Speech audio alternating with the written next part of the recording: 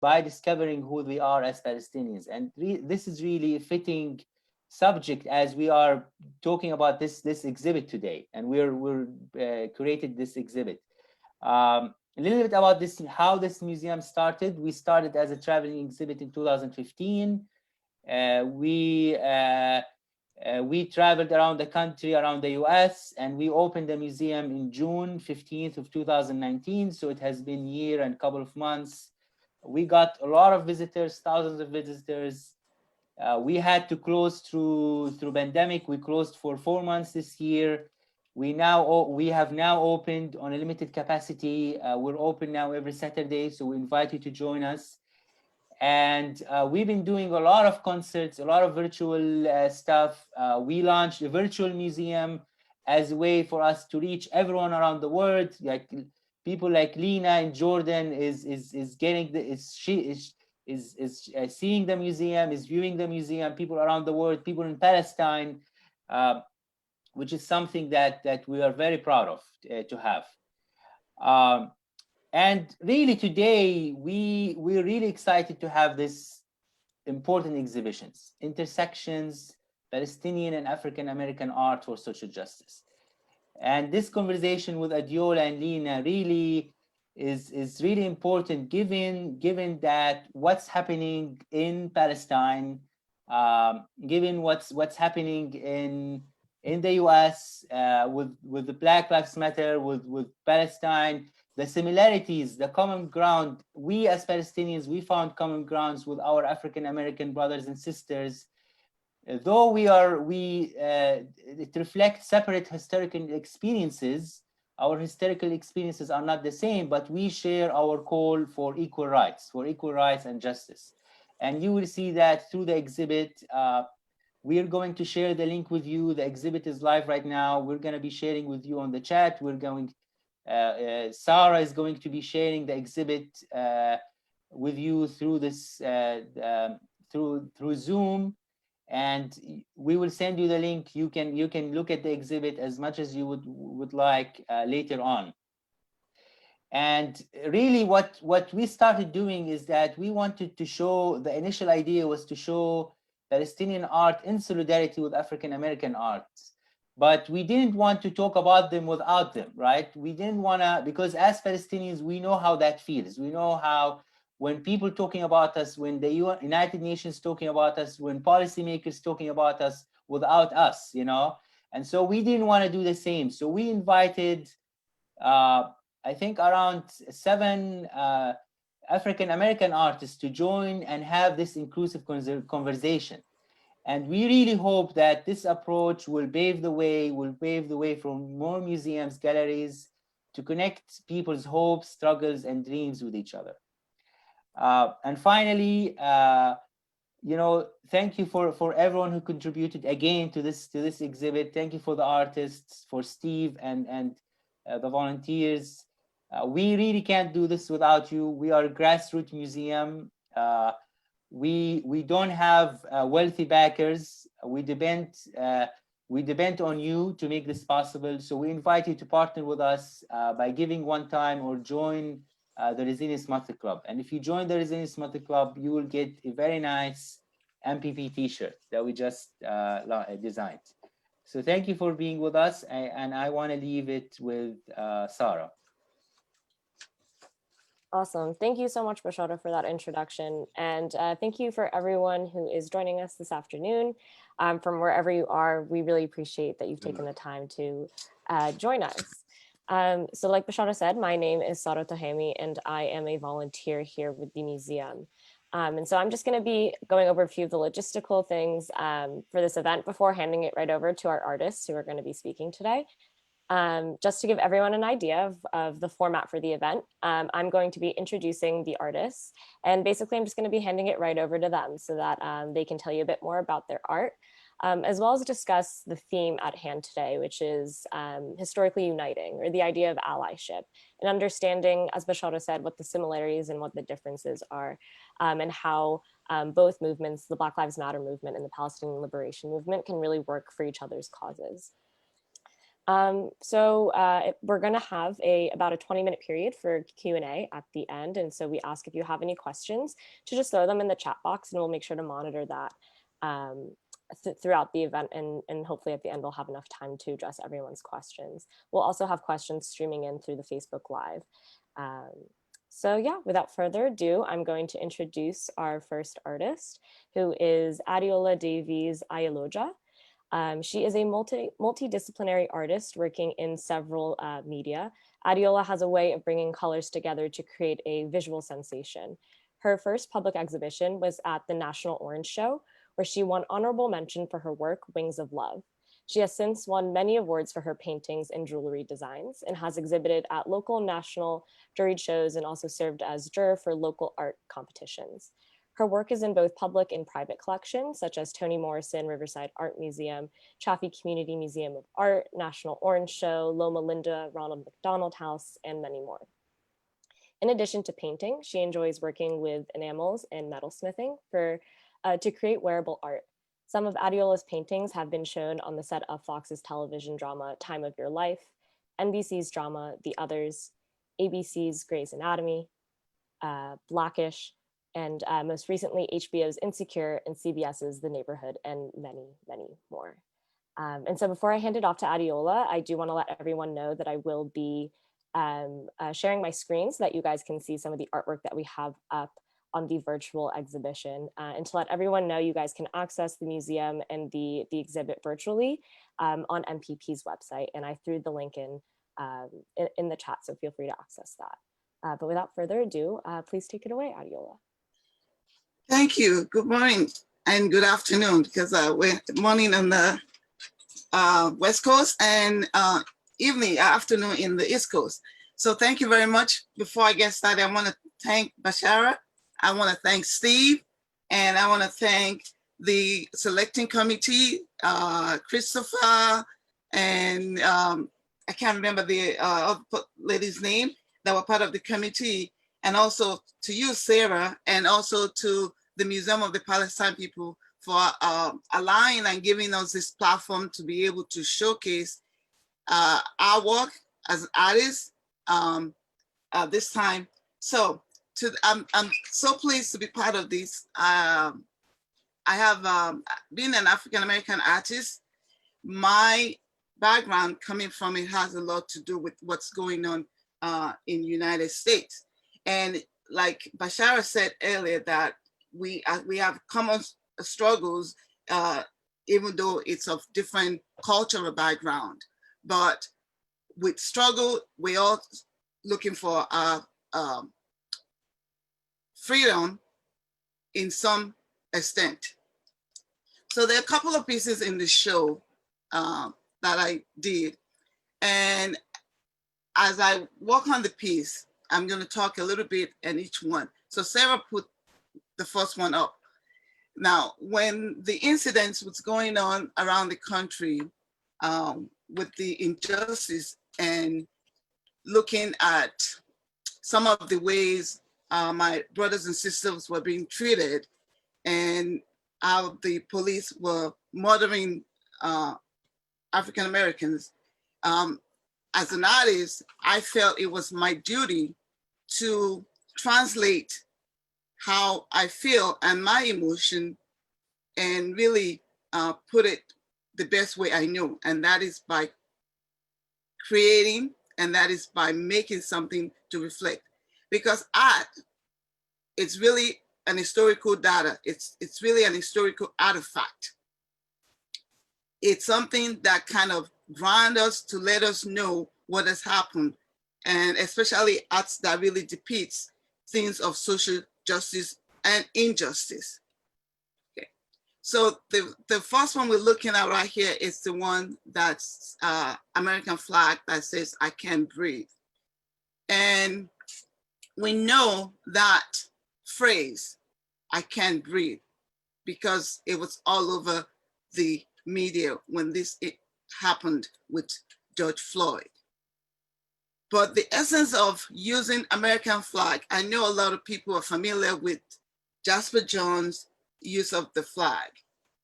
To me, the flag had a different meaning and resonated to me in portraying the injustice. Typically, the flag has those three main colors: blue, red, white.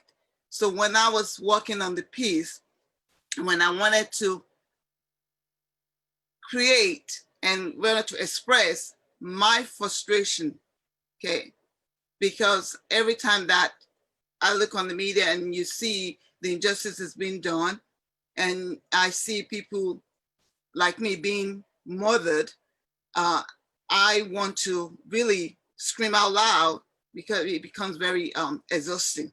So the flag signifies, because I want people to look at the blue sections, which is the stars of the states. But that blue also has that color of authority, okay, when we refer to the police. So the white part of the flag represents, to me, the whites, the Caucasians, the white Americans, of how they feel towards us. And then the red part, to me, represents more so the blood of the victims, the oppressors, the oppressed, I'm sorry. The white represent the oppressor, and the red represent the blood of the oppressed. And when you look at that, it reflects that where it says, I can't breathe. And then I'm hoping that the white area of the flag later on resembles the coming together of all people to say that if you can breathe, we can breathe too with you. Okay, it's collective. And that goes with working with the Museum of the Palestinian People because of the same shared struggle. Okay, so that is pretty much the foundation for using the flag. American flag is held up high. Most countries' flags are held up high. You can't touch the ground. It has to be positioned in a specific way. And then to think about how much we place on the flag, but then how much of less value we place in humans' lives. That's what I'm hoping that people get out of these as a means of Black Lives Matters, our struggles continues. All right. The other piece in the show, I don't know if Sarah can navigate to that one. Before this, there's one, because I'm going to end with this one. I don't know if you can get to this piece, if you see what the ones I'm pointing to. Yes. So the same essence on here. This one, it's just very, it looks two-dimensional and might look like it's plain, but the same use of the colors is that having the blue on top, pressing down on the Black person and constricting the flow of that red blood out of that person's body. Again, it has to do. The injustice continues. As we know, this happens a while back, and now we're still dealing with it because we have people that's still being killed, people that's still being, after the George Floyd, I would expect that those kinds of things will not be in the news, but I lost count of how many has happened since then. And that injustice, we have to put it out there. We, as artists, we have to document, because it's, like I said earlier, it's an historical artifact. It's going to be something that kind of let the next generation propel, because we have a saying that says, if you don't know, in order for you to know where you're going, you need to know where you came from. Yeah. And so people can look back, because I remember many years back, 20 some years back, with the incident in California of the Rodney King. There's a lot of young people that didn't, but there's a lot of historical things in that they could reflect on, and then connect it with what's currently going on. And that's what I'm hoping that this does for us here in America and for the people of the Palestine. So this also has the same use of color. So as an artist, I wanted to really be more specific in using the colors and what it means and people's. And if you also look at We Can't Breathe, we say your name, is a collective phrase that we will not forget and we will continue the struggle. Okay, so we will be saying all their names. Okay, so now let's go to Stay Woke if you can.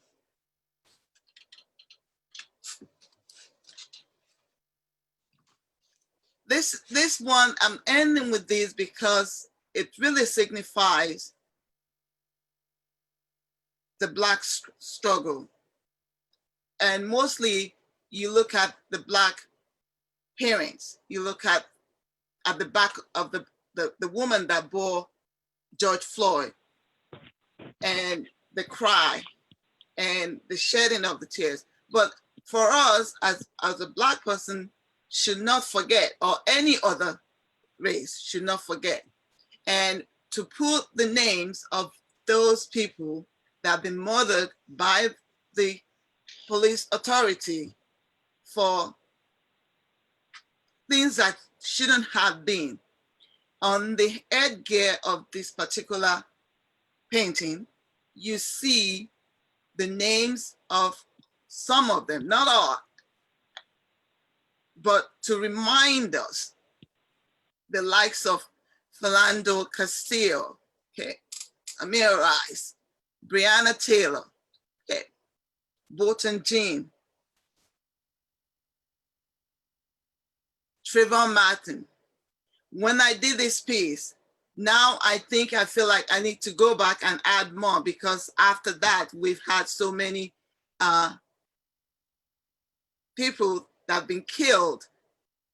And it has an open end that says and it says it continues, which it's in itself a very sad to have that continuation sign in there. But that is what we face, because the struggle is ongoing and is continuing here for us in America, and I know for my brothers and sisters in the Palestine.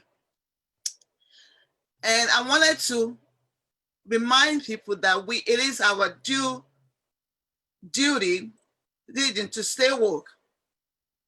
There are times over the years that we might have felt as African Americans that we've been given the opportunity and things has progressed.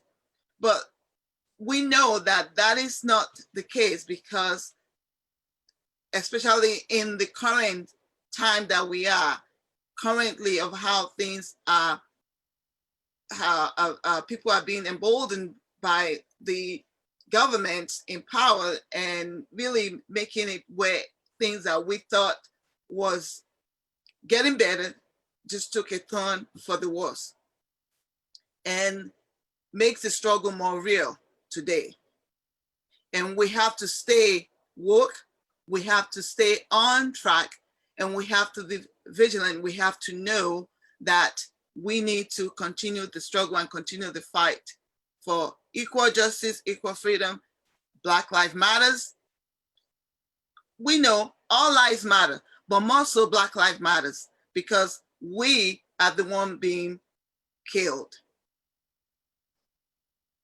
constantly and being portrayed, constantly being hunted down. And one has to think of that. So as I end with this, I had I'm going to backtrack a little bit on this last piece. A couple of the pieces also came about because I was in doing a collaboration with other artists through a project that's called Call and Response.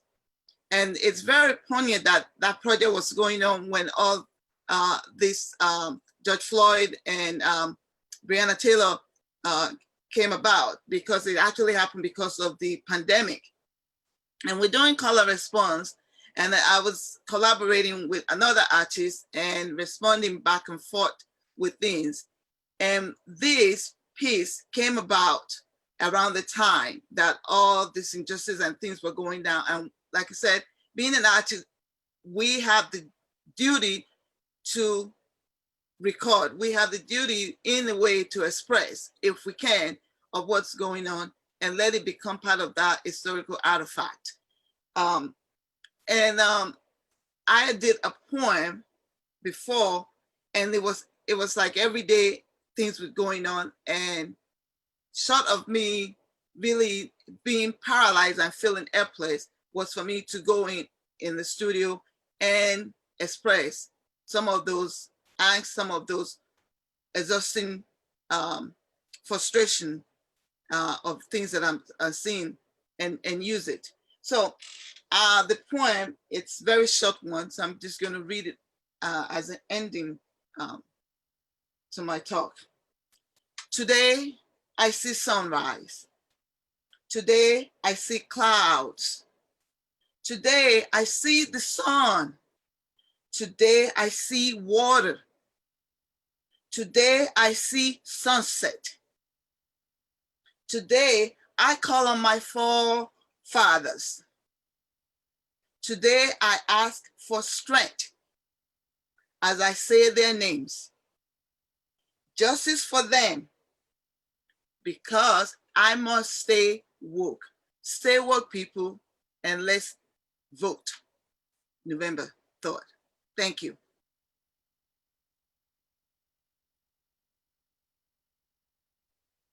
Thank you so much for that, Adeola. That was beautiful. And thank you for sharing your beautiful artwork with us. So we're going to be moving on, and I'm going to be introducing our next artist, Lina Abujarede. So Lina is a Palestinian Jordanian who identifies as a pioneer of artivism. And this is what we know as activism through art. Founder of social initiative Arc-Ismail, she is using art as a teaching methodology to empower youth in Jordan, having impacted over 7,000 youth today. She is an alumna of multiple international fellowships for civic leaders and winner of many international awards in filmmaking, writing, and art. For the past 10 years, Lina has utilized her writing and art through social media to raise awareness on issues like colonialism, gender, religious, and racial inequity, including award-winning videos, controversial comics, and large murals. She has exhibited and spoken about her work in over 10 countries. Her most recent speech was in the United Nations about her award-winning women empowerment art film, We Are Enough. Her artwork stands out by combining videos, speed art, face painting, and poetry to tell human stories, particularly the Palestinian story. Lina graduated top 10 with a degree in architectural engineering in 2017. She has worked in engineering as a program coordinator in a leading INGO, and recently as an art teacher. Now she is the first Jordanian to become a part of the prestigious Schwarzman Scholars Program and is pursuing a master's in global affairs.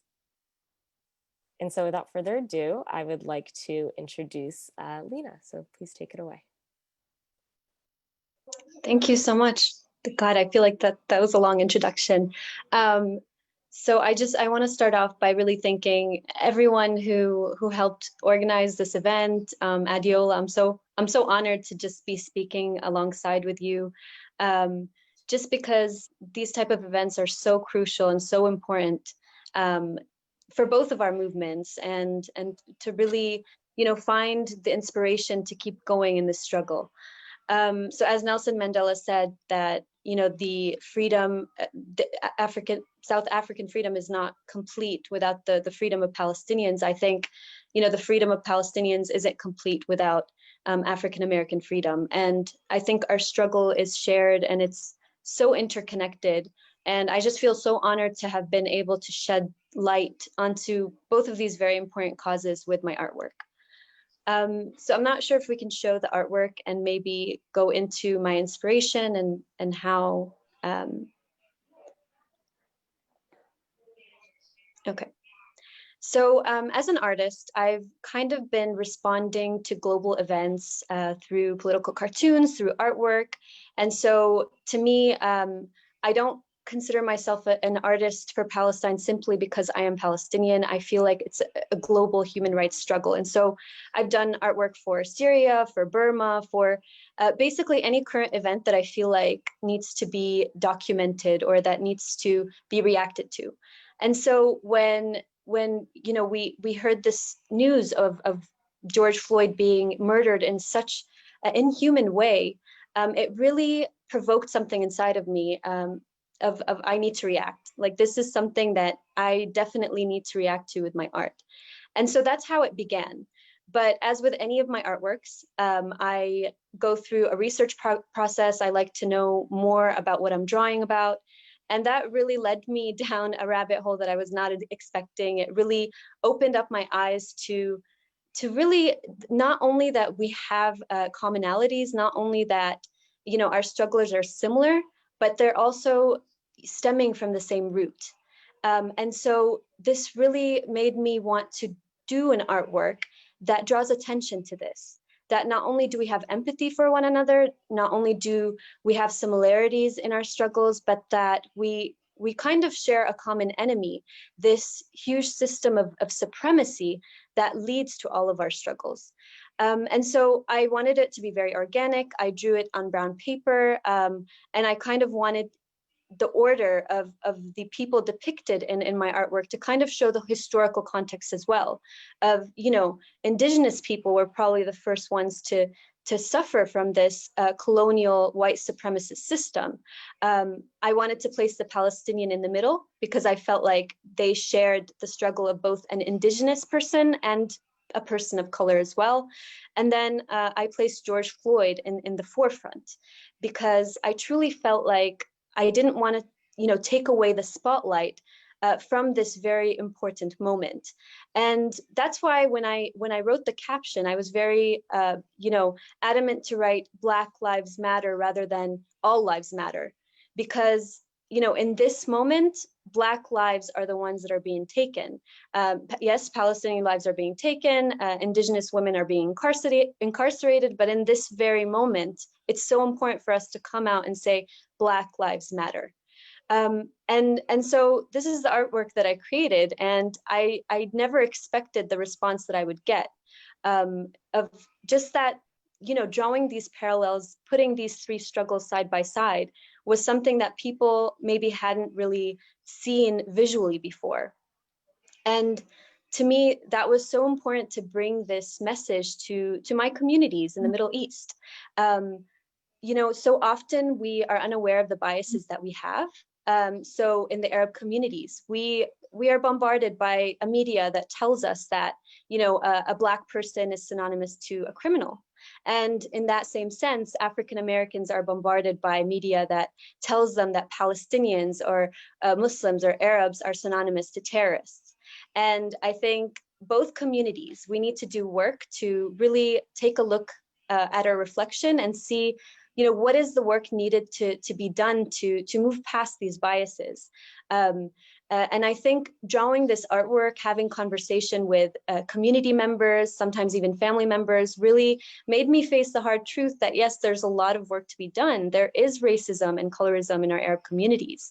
And I think I was speaking to my brother who has an NGO called Life in My Days. They do lots of intersectional work. And he was telling me, like, Lina, you don't need to look deep for you know, these intersectionalities. You know, just the idea that African Palestinians, Afro-Palestinians living in Jerusalem, they share both struggles. They, you know, they suffer because they are Black and they suffer because they are Palestinians. And the fact that I hadn't even been aware of this community as a Palestinian activist, as an artist, really shocked me. And so I think we really need to focus on learning more about both struggles, about other struggles, about Indigenous people's struggles. I was reading about, you know, Indigenous women being incarcerated in New Zealand, in Canada. And so it's just really a learning process. And I'm so grateful always for my art because it takes me down that learning road. I think my journey to becoming an artist and my journey to becoming an activist really began when my family moved back to Jordan after living in the United States for a long while. And just seeing the 2012 aggression on Gaza happening, where I felt so geographically connected, it really made me want to look more into politics, into the region, into my history as a Palestinian. And I remember I read the autobiography of Malcolm X during that time as well. And that's why I kind of feel so connected to the Black struggle and to Black Lives Matter, simply because I feel like I'm so grateful to what that movement has given to me as an artist. After reading that book, it really opened my eyes. Up till then, I was drawing, very idealistic work that depicted, freedom or peace or coexistence. And just reading his autobiography and the way he lived his life and the way he was always learning and the way that he was so unapologetic about his views really created a shift in my artwork, and in a sense that we shouldn't depict ourselves as victims. We shouldn't be overly pacifist. We should unapologetically demand for our very basic human rights, just for dignity. We're not really demanding anything more than just living a dignified life, whether that's a Black kid living in New York, or whether that's a Palestinian going through checkpoints in the West Bank. And so really this painting goes so much beyond an artwork. It was a learning experience for me. It really taught me a lot about the solidarity between these movements. And this solidarity isn't something new. It didn't just happen, recently in 2020. It didn't even happen, in 2014 when Ferguson and Gaza had a very strong solidarity movement, while Gaza was being bombed for 51 days. At the same time, there were these protests in Ferguson against protesting Michael Brown's terrible death. It goes back to the 60s. And this is something that I recently learned. And just seeing these Black leaders who were very much aware that it wasn't simply a matter of land, it wasn't simply a matter of, it wasn't an equal struggle. It really was about imperialism. And I learned so much from reading the articles of these Black leaders. And I feel like Black activists could also read so much from reading the articles of Ghassan Kanafani and other Palestinian leaders as well, considering how interconnected our struggles are. And just one point that I really wanted to make is not only are they synonymous, not only do they have parallels between them, but both of the governments causing the suffering of these people, they literally share resources and tactics. So when you think about the fact that US police has been trained by Israeli military, when you think about a Black president pledging $38 billion in aid to Israel, this isn't simply one country supporting another country. It means the removal of key survival resources from poor communities of color in the United States to fund US and Israeli war machines. And so they bleed into one another. Increased Palestinian suffering will mean increased Black suffering. And really, they're more than just interconnected. And I think what both Palestinian leaders and Black leaders in the 60s, they both realized the importance of, the aspect of internationalism, the aspect of connecting with other solidarity movements, across different countries. And so we really have to realize that one struggle can't be separated from the struggle of another group of people. And I'm in awe of leaders like Angela Davis, Cornel West, Alice Walker, all of who have really inspired me in my activism for Palestine. And I think that's the role of artists, whether that's written art or visual art. We inspire the next generation. So similarly how Najil Ali has inspired my artwork, I really hope that my artwork, Adeola's artwork, will inspire the next generation of people who are unrelenting in their fight for justice. So yeah, just want to say thank you so much for including me in this event. And I really hope that we can all gain inspiration and fuel to continue our struggle in fighting for both of these very important human rights and justice causes. Amazing. Thank you so much, Lina. Thank you for sharing your work. It's absolutely beautiful. So we welcome anyone with questions to please submit them in the chat box, and we'll go through them now and see.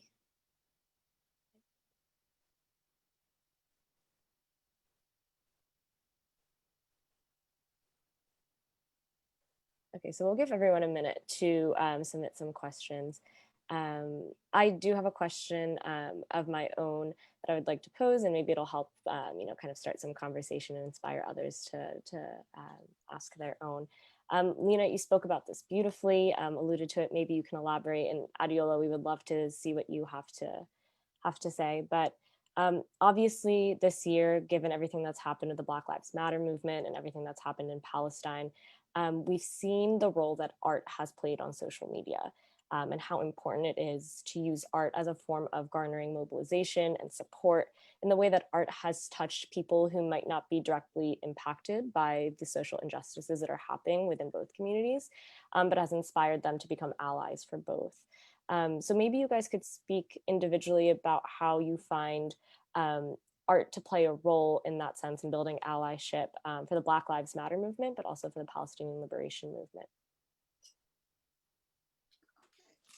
Well, I think I kind of alluded to that earlier, that yes, art is very important. And I think Lina kind of touched a lot about the reciprocal solidarity that's between the Palestine people and the Blacks in America.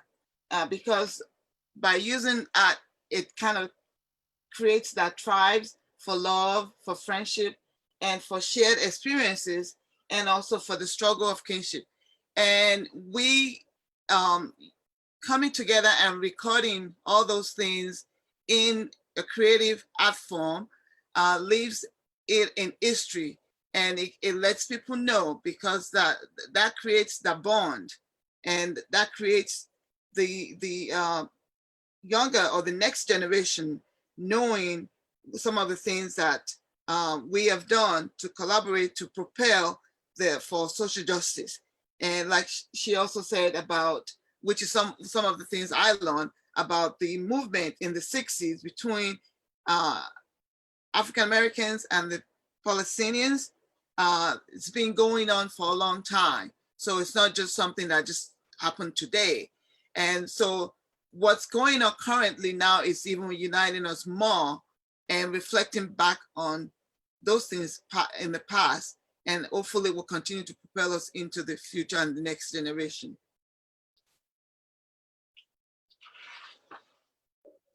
Yeah, just to add to that, so my personal experience with art, I was very much disconnected from my Palestinian identity. It took seeing a painting about, the people of Jaffa being expelled by Tamam al-Akhal, a visual Palestinian artist, for me to really connect to being Palestinian. So I think art also plays a really important role of us as individuals even coming to terms with our identities. So often we are raised to kind of despise our identities because we are seen as the other, we are seen as the terrorist, we are seen as the criminal. And so that's why I really focus on doing programs with children, using art to really be able to discover and express our identities. And I think just any visual really has a profound and provoking effect on us. So when you see George Floyd with the knee on his neck, unable to breathe, I think for Palestinians, it was really an emotional response, because we've seen this image before. I mean, recently a protester named Khairi Hanoun was subjected to the very same chokehold. And so when that image also went viral, I think for the Black community as well, they were very much able to connect with Palestinian people. So I think connection through the visual is something that's very, very important. Amazing. Thank you both. So I see that we do have a few questions rolling in. I also noticed that there were a few people who may have raised their hands using the reaction function. So I just encourage you to put your question in the chat. So Peter asked if this program will be replayed or if it will be made available online. Yes, so we are recording this session and it will be put online under MPP's YouTube account. So you'll be able to find it there within the coming days. Thank you for your question, Peter. Amber asked, Lina, could you tell us about how, if at all, Jordanians and Palestinians in Jordan responded to the murder of George Floyd in the protests in the United States? Yeah, sure. So I think the response in Jordan, like we saw an overwhelming response of solidarity. There was a lot of people sharing pictures, but it's almost like any current event that kind of becomes a trend. It kind of gets shared and then it gets forgotten. And so I think the role of art, kind of as Adeola mentioned, it's kind of like a historical artifact, and it forces us to have conversations that really go beyond just that trend. And so I did see conversations among Jordanians, among Palestinians of, you know, that aspect of racism within Arab communities. To me, that was really important to have those conversations. And I think I was met with a lot of defensiveness of, no, that doesn't exist here. You need to see that in the United States, like we're good. But in reality, we really do have problems with racism and colorism. And so I'm really hoping that through those conversations, we're able to grow and to learn. So in Jordan, there is a sense there, you can say that there is a difference between Palestinians and Jordanians. There are a few, there can even be like racial issues among even these two. And so I think racism, in a sense, if we see it in this, you know, overall overarching system of supremacy, I think it's something that all communities can have conversations about. I mean, you see sometimes Palestinians from different cities that consider each other to be very different, or to have like different issues between them. And so difference is always going to be prevalent among people, but I think as humans, we can definitely overcome that. Great, awesome. So we have another question coming in from someone whose name is just iPhone. So they're asking if your art and the art of others in the museum can be seen, used by wider audiences, whether that's on YouTube or exhibits in general, such as the National Gallery of Art or the Women in the Arts. And so I'll go ahead and say that you can see all the artwork from the artists that are featured in this exhibit online on MPP's website. I'll make sure to share the link one more time in the chat before this event ends. I don't know if Lina or Adeola want to mention if any of your artwork is showcased in any other forms or any other venues. Feel free to let us know. Well, my work is part of the Los Angeles Art Association. We have an online exhibition that I have worked in. I have another show that's coming down end of this month. And then the other ones, to really see more of my work, would be to check the Shoebox project, which has the collaboration of the call and response. And I've been in every one of them. The call and response started from, we're now on call and response number 7. We're going all the way to 10. So the 8 is about to start. And it has a archive of that, and you can see more of some of my other pieces that relate to the struggle that's not on the Palestine Museum show that's on there. So it's called Shoebox Project. If you look it up, and you can go to each call and response and see my contribution in that. It's archive online. I'm going to see if I can find the thing while she's talking and drop it in the chat box for people to connect.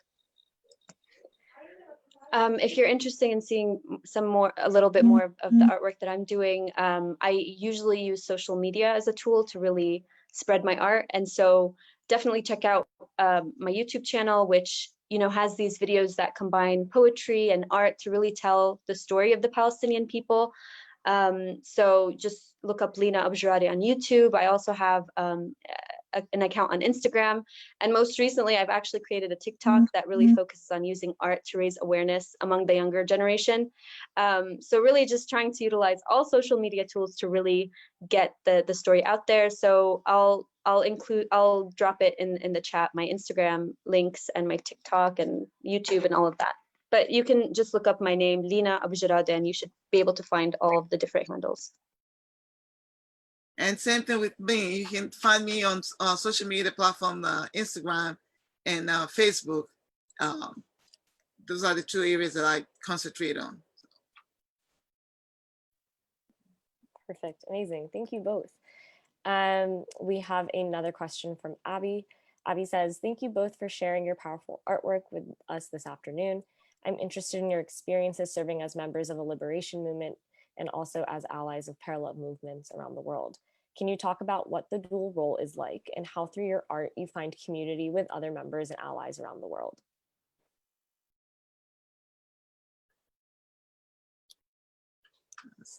Okay, I think we're,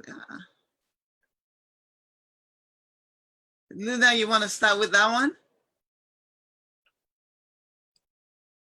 Yeah, sure. I mean, that's a hard question. I was hoping you would go. It is. It's layered. It's got a lot of layers. So I think we, feel a little bit and because and I'll respond to that. I was in the middle of this when she read it, so I think I'll go back and read that question again to see the response to it. Yeah, I kind of want to hear the question again, but I'm just going to try to answer it to the best of my ability. I think my experience as an activist in Jordan, I think it differs a little from the United States simply because let's say that we do have freedom of speech, but it can be a little bit more limited. I think the United States, there's a little bit more freedom in really creating movements and having, widespread protests and, gathering together. And that's definitely something that Palestinians can learn from the Black Lives Matter movement. I think for Palestinians, we've come to a stage where our power really isn't in our political, government that represents Palestine. It's really in, the diaspora movements that are happening. So, movements or organizations or let's say unions in different universities across the United States and Europe, the creation of, these museums that are so important, using art, using, writing, using peaceful methods of resistance. The BDS movement is something that's very strong for the Palestinian movement. But yeah, I think we're kind of moving away from the political affiliations and really focusing on these type of different organizations. And I think for the Black Lives Matter movements, it's kind of similar in that sense. I remember I listened to Mark Lamont Hill speak, and to me, this idea that he jeopardized his whole career to stand up for the Palestinian movement, to me, that was very inspirational. And I think it made me evaluate myself of what am I willing to do for another people's cause? And just the idea that I was thinking about it in that sense, another people's cause was problematic. Really, we need to have a shift, a mindset shift that they're all of our causes. So the Black Lives Matter movement should be just as dear to me as the Palestinian movement. And I think once we are able to establish that thinking of that we're all in this together, we're all trying to dismantle this entire system of oppression, I think really that's when we can really implement action on the ground. So I'm really hoping to see more of that between the two solidarity movements. Well, I'm going to add a little bit to that in the sense that participating and really seeking out others, which is what led me to this, seeking out others that share common ground. And when the opportunity came, so you seek out, and when you find the opportunity, like this one, working with the people of the Palestine and the Palestine Museum, was one of the ways of collaborating and putting that social injustice and addressing it and making it be in the limelight, making it be out there and knowing and still encouraging, and also participating in a lot of movements. That's one of the things that I'm doing locally as a grassroots. And then hopefully from the grassroots we'll go national and you know, throughout the United States and also throughout the world.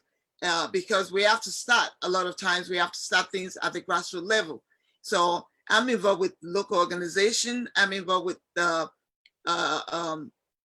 different groups that's locally, and we're doing things and try to encourage those actions that's going to make people be aware of the social injustice and what needs to be done and how we need to continue with the struggle and the fight until everyone gets equal rights and respect as a human being. Amazing. Thank you both. Well, perfect timing because we've just hit 1 p.m. here on the East Coast. And so that does mark the end of our time for this event.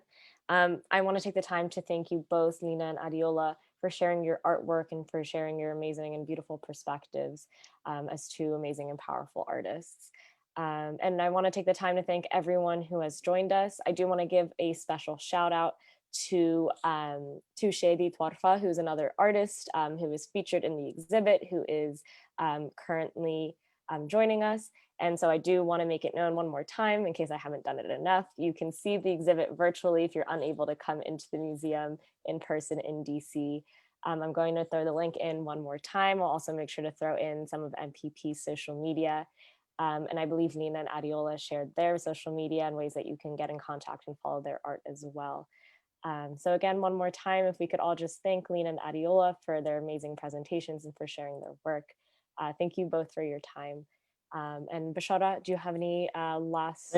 Yeah, thank you so much, everyone. This is such a powerful conversation to hear Lina and Adeola, and like, thank you for everyone who contributed to this, the museum team, and of course the audience for joining us, for partnering with us to make this event happen, to make this exhibit happen, Steve and everyone.